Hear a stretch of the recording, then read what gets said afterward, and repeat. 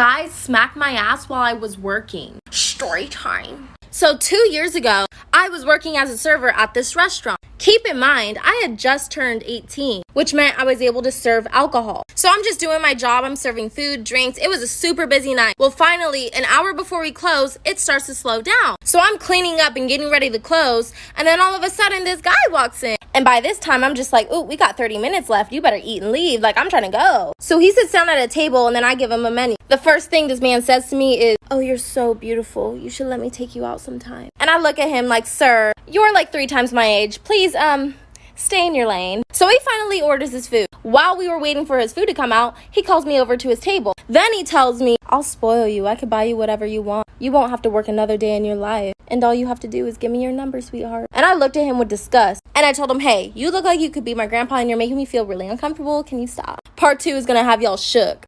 This guy smacked my ass while I was working. Story time.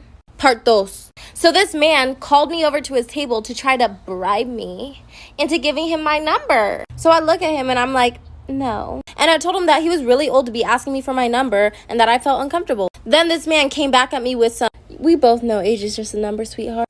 Sir, you did not. Excuse me while I go throw up. After you said that, I just walked away and tried to mind my own business. So I go back to cleaning because, like I said, we were about to close. And the whole time, he's just staring at me like some eye candy. It was quite disgusting. And then his food finally came out, so I hurried up and I gave it to him. And then right before I was going to walk away, he was like, hey, can I get a cup of coffee? And I was like, sure.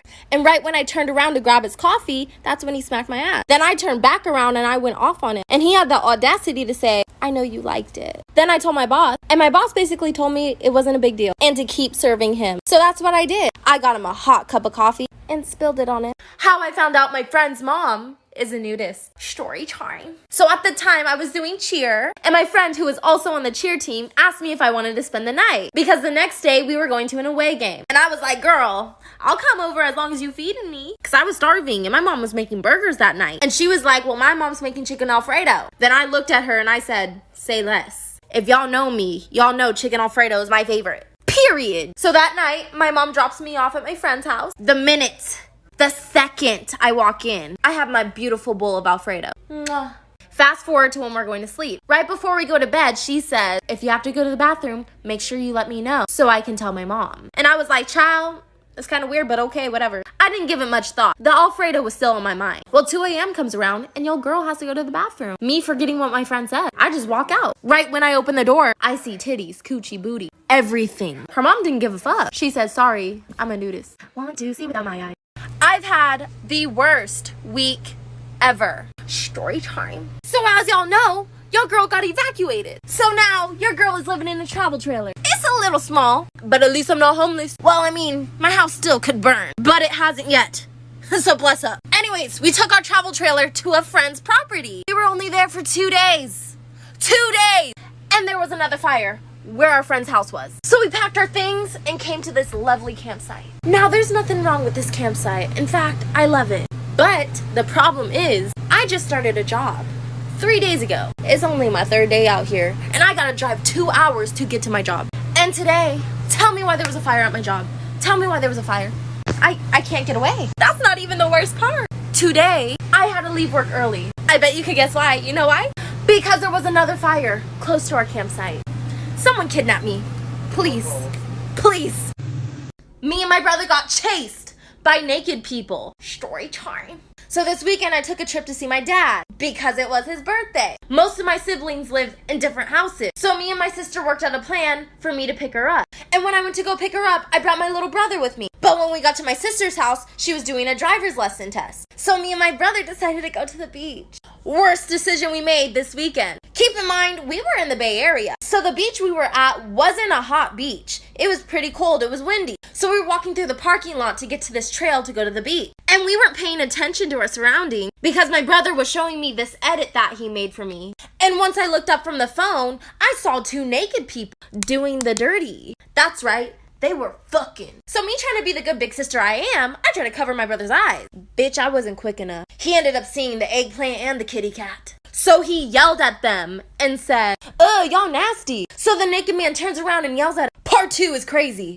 So I got played. Story time. Yes, bitch, you heard that correctly. A bitch got played. So when I was 16 years old, I was talking to this boy. He was really only a summer fling though. But when I tell you guys I was head over heels for this boy, I liked him so much. And he was ugly. Like, he looked like a sloth.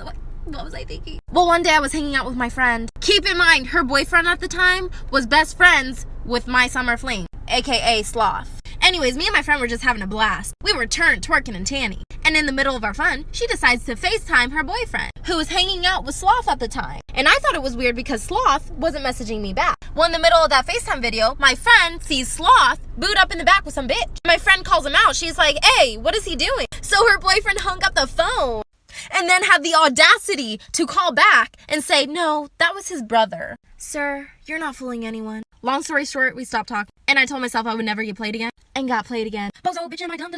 So I was going through my requested messages today, and I tried to message as many of you as I could, but this particular message stood out to me. He sent the same message 3 times, so don't trip about these 2. And I'm just sitting here like, you said this for what? Like, are you proud of yourself? And you know that saying, treat others how you want to be treated? He clearly wanted me to clap back at him. It's like he was telling me, Mackenzie, please just give me what I deserve. Be mean to me because I deserve it. So then I went onto his profile and I read his whack-ass bio. Keep laughing. Hold up. That actually says, keep laugh and fuck the world. I'm different. I'm special. Yeah, boy, you real special. I don't know anybody in their right mind who would send something so disgusting. Anyways, after reading that, I was like, you know what? I think it's time to message him. And I was going to give him the response he deserved. But then I thought to myself, you ain't gonna get the chance. This is what I sent him. Pause to read it. Story time. So back in 2006, the peak of our lives, the last time Rihanna made an album, I went out on a boat with my friend. Keep in mind, there was only 3 of us girls and then like 5 dudes. We decided to go tubing. So me and the 2 other girls that were with me decided to go on the tube first. We were picking up some speed on that tube. And then my bikini bottoms had the audacity to fly off. Bitch, I was bottomless. Like I had nothing on. These boys see my bare booty cheeks. So obviously, I did what anybody would do. I fell in the water. And they put the flag up. While I was in the water, I was like, I can't find my bottoms. These bitches were lost. I literally couldn't find them anywhere. So one of the homies gave up their swimming trunks because they were wearing underwear underneath. And after we were done being on the boat, we decided to get some lunch. It was at this cool place where you could literally park your boat and then go in there and get food. We all walked in with our bathing suits, me with my friend's swimming trunks. And to make matters worse, I started my period. So the homie never got his trunks back. I just got evacuated. Story time. So there's a fire kind of close to my house. We legit just got a mandatory evacuation because the fire's so close. So I had to pack as much as I could. I literally just threw things in my car. And what makes this worse is I don't even know where my family is. They're in a different car than me. I lost them because there's hella traffic. Like, look at this. And the fire is down there where my house is. Y'all, there's another fire down here. My house is down there where the other fire is. Holy smoke. Just when I thought 2020 couldn't possibly...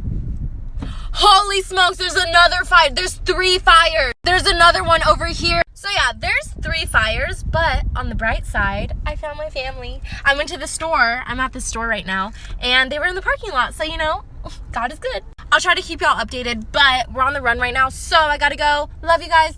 Peace.